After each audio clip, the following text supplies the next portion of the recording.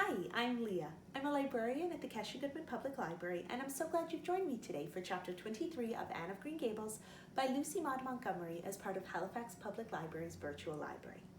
Now, when we left off last time, Anne had been invited by the pastor's wife, Mrs. Allen, to tea at her house. While she was there, she learned of the new teacher, a lady named Mrs. Muriel Stacy.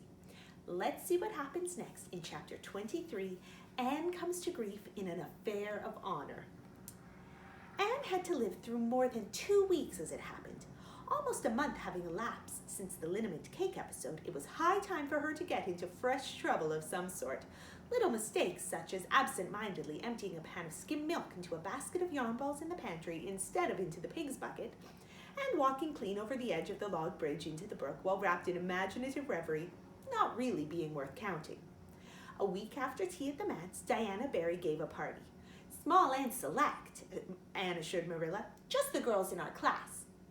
They had a very good time, and nothing untoward happened until after tea when they found themselves in the berry garden, a little tired of all their games and ripe for any enticing form of mischief which might present itself.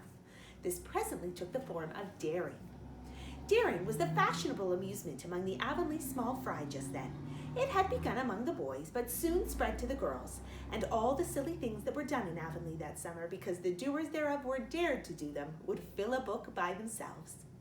First of all, Carrie Sloane dared Ruby Gillis to climb to a certain point in the huge old willow tree before the front door, which Ruby Gillis, albeit in mortal dread of the fat green caterpillars with which said tree was infested, and with the fear of her mother before her eyes, if she should tear her new muslin dress, nimbly did, to the discomfiture of the aforesaid Carrie Sloane. Then Josie Pye dared Jane Andrews to hop on her left leg around the garden without stopping once, or putting her right foot to the ground, which Jane Andrews gamely tried to do, but gave out at the third corner, and had to confess herself defeated. Josie's triumph being rather more pronounced than good taste permitted, Anne Shirley dared her to walk along the top of the board fence which bounded the garden to the east. Now, to walk board fences requires more skill and steadiness of head and heel than one might suppose who has never tried it. But Josie Pye, if deficient in some qualities that make for popularity, had at least a natural and inborn gift, duly cultivated for walking board fences. Josie walked to the berry fence with an airy unconcern which seemed to imply that a little thing like that wasn't worth a dare.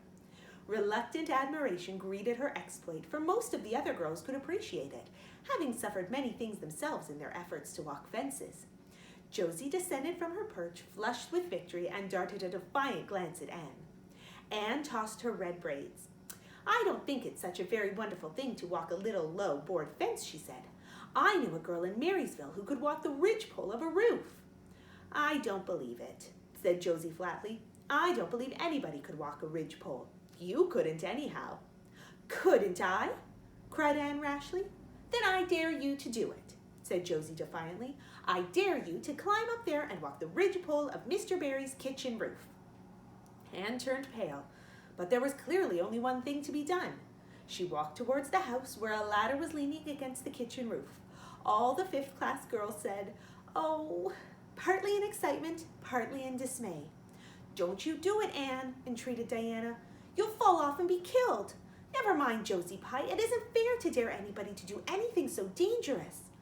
"I must do it. My honor is at stake," said Anne solemnly. "I shall walk that ridgepole, Diana, or perish in the attempt. If I am killed, you are to have my pearl bead ring."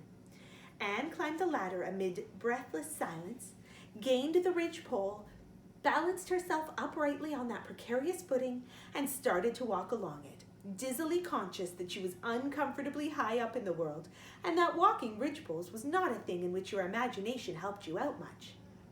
Nevertheless, she managed to take several steps before the catastrophe came.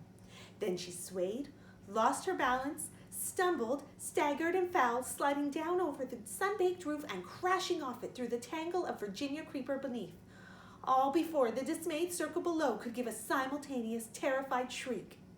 If Anne had tumbled off the roof on the side up which she had ascended, Diana probably would have fallen heir to the pearl bead ring then and there. Fortunately, she fell on the other side, where the roof extended down over the porch so nearly to the ground that a fall therefrom was a much less serious thing. Nevertheless, when Diana and the other girls had rushed frantically around the house, except Ruby Gillis, who remained as if rooted to the ground and went into hysterics, they found Anne lying all white and limp among the wreck and ruin of the Virginia creeper. "Anne, are you killed?" shrieked Diana, throwing herself on her knees beside her friend. "Oh, Anne, dear Anne, speak just one word to me and tell me if you are killed." To the immense relief of all the girls, and especially of Josie Pye, who, in spite of lack of imagination, had been seized with horrible visions of a future branded as the girl who was the cause of Anne Shirley's early and tragic death, Anne sat dizzily up and answered uncertainly, "No, Diana, I am not killed, but I think I am rendered unconscious." "Oh, where?" sobbed Carrie Sloane. "Oh, where, Anne?" Before Anne could answer, Mrs. Barry appeared on the scene. At sight of her, Anne tried to scramble to her feet, but sank back again with a sharp little cry of pain. "What's the matter? Where have you hurt yourself?" demanded Mrs. Barry. "Oh, my ankle," gasped Anne. "Diana, please find your father and ask him to take me home. I know I can never walk there, and I'm sure I couldn't hop so far on one foot when Jane couldn't even hop around the garden." Marilla was out in the orchard picking a handful of summer apples when she saw Mr. Barry coming over the log bridge and up the slope, with Mrs. Barry beside him and a whole procession of little girls trailing after him. In his arms he carried Anne, whose head lay limply against his shoulder. At that moment, Marilla had a revelation. In the sudden stab of fear that pierced to her very heart, she realized what Anne had come to mean to her. She would have admitted that she liked Anne, nay, that she was very fond of Anne. But now she knew as she hurried wildly down the slope that Anne was dearer to her than anything on earth. "Mr. Barry, what has happened to her?" she gasped, more white and shaken than the self-contained, sensible Marilla had been for many years. Anne herself answered, lifting her head. "Don't be frightened, Marilla. I was walking the ridgepole and I fell off. I expect I have sprained my ankle. But, Marilla, I might have broken my neck. Let us look on the bright side of things." "I might have known you'd go and do something of the sort when I let you go to that party," said Marilla, sharp and shrewish in her very relief. "Bring her in there, Mr. Barry, and lay her on the sofa. Mercy me, the child has gone and fainted." It was quite true. Overcome by the pain of her injury, Anne had one more of her wishes granted to her. She had fainted dead away. Matthew, hastily summoned from the harvest field, was straightway dispatched for the doctor, who in due time came to discover that the injury was more serious than they had supposed. Anne's ankle was broken. That night, when Marilla went up to the east gable, where a white-faced girl was lying, a plaintive voice greeted her from the bed. "Aren't you very sorry for me, Marilla?" "It was your own fault," said Marilla, twitching down the blind and lighting a lamp. "And that is just why you should be sorry for me," said Anne. "Because of the thought that it is all my own fault is what makes it so hard. If I could blame it on anybody, I would feel so much better. But what would you have done, Marilla, if you had been dared to walk a ridgepole?" "I'd have stayed on good firm ground and let them dare away." "Such absurdity," said Marilla. Anne sighed. "But you have such strength of mind, Marilla. I haven't. I just felt that I couldn't bear Josie Pye's scorn. She would have crowed over me all my life. And I think I have been punished so much that you needn't to be very cross with me, Marilla. It's not a bit nice to faint after all. And the doctor hurt me dreadfully when he was setting my ankle. I won't be able to go to school for around 6 or 7 weeks, and I'll miss the new lady teacher. She won't be new anymore by the time I'm able to go to school. And everybody will get ahead of me in class. Oh, I am an afflicted mortal, but I'll try to bear it all bravely, if only you won't be cross with me, Marilla." There, I'm not cross," said Marilla. "You're an unlucky child. There's no doubt about that, but as you say, you'll have the suffering of it. Here now, try and eat some supper." "Isn't it fortunate that I have such an imagination?" said Anne. "It will help me through splendidly, I expect. What do people who haven't any imagination do when they break their bones, do you suppose, Marilla?" Anne had good reason to bless her imagination many a time and oft during the tedious 7 weeks that followed. But she was not solely dependent on it.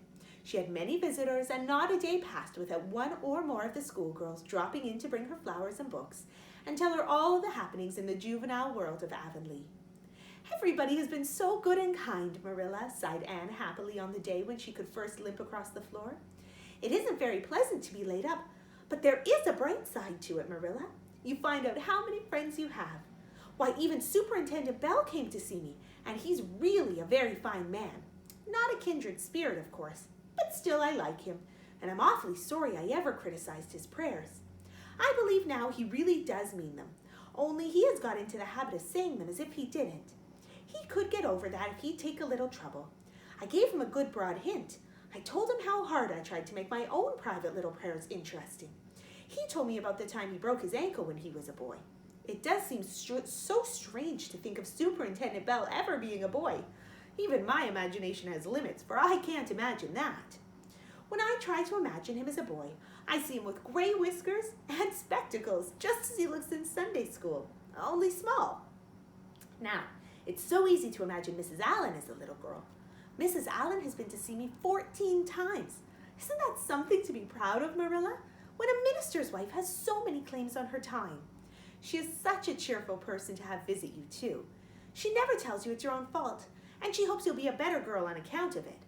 Mrs. Lynde always told me that when she came to see me, and she said it in a kind of way that made me feel she might hope I'd be a better girl, but didn't really believe I would. Even Josie Pye has come to see me. I received her as politely as I could, because I think she was sorry she dared me to walk a ridgepole. If I had been killed, she would have had to carry a dark burden of remorse all her life. Diana has been a faithful friend. She's been here every day to cheer my lonely pillow. But oh, I shall be so glad when I can go to school, for I have heard such exciting things about the new teacher. The girls all think she is perfectly sweet.